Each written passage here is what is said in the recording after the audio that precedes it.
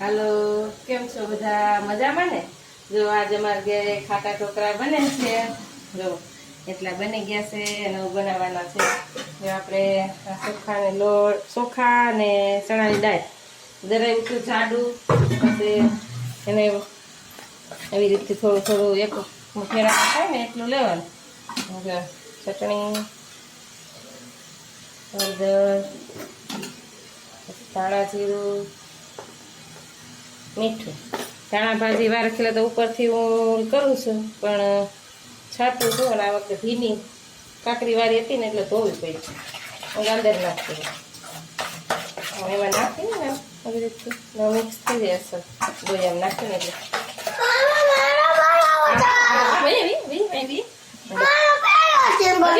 બને છે. જો માહી આવી ગઈ, મમ્મા હું ન રહી જાવ એમ. જો હવે નાખીશું શાકજીને ફૂલ થોડા દર તેલ ધરી જઈ નાખવાનું. કાકડી મેરે વાહી જો હવે આમ હલાવી દે મસ્ત. શાકજીને ફૂલ નાખ્યા કેટલા મસ્ત થઈ ગયા સર. થઈ જાય ને તો હવે આમાં હંધાઈમાં છે ને તેલ લગાવી પટકી રાખી દીધી છે. હંધાઈમાં થોડુંક થોડુંક નાખ્યું એટલે અસલ આછા આછા થાય મસ્ત.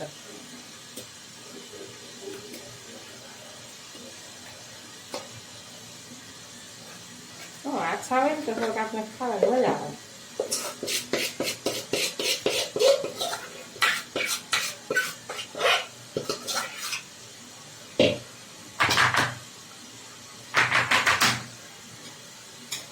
આવી રીતે આમ પાકી દઈએ એટલે સરસ આછા આછા થાય.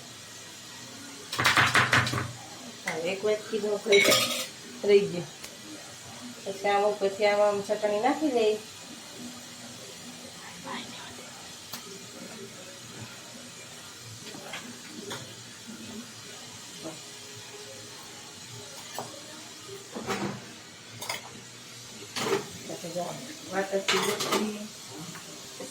આમ ડીશ વેલ દેવાની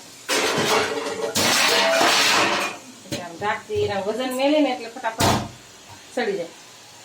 મેં જો એટલા ઢોકળા થઈ ગયા. હજી મેલા કાલે રક્ષાબંધન છે ને તો પાર્લરે ગ્રાહક બહુ હતા, એમાં થોડુંક મોડું થઈ ગયું, 8:30 જેવું થઈ ગયું છે.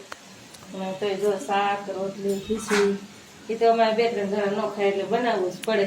એટલે એના હાટું શાક, રોટલી, ખીચડી બનાવી હોય ને અમારે ઢોકળા એટલે આ જમવામાં તો મોડું થઈ જ જવાનું. જે મેં ગ્રાહક બહુ હતા પાર્લરે એટલે થોડુંક મોડું થઈ ગયું. પછી આવીને બનાવવા વહી જાય તો એ બનશે તો બી જવું. હવે આવજો અમારે ઘરે ઢોકળા ખાવા અને કહેજો મને કમેન્ટ બોક્સમાં કે અમારા ઢોકળા તમને કેવા લાગ્યા. આવજો.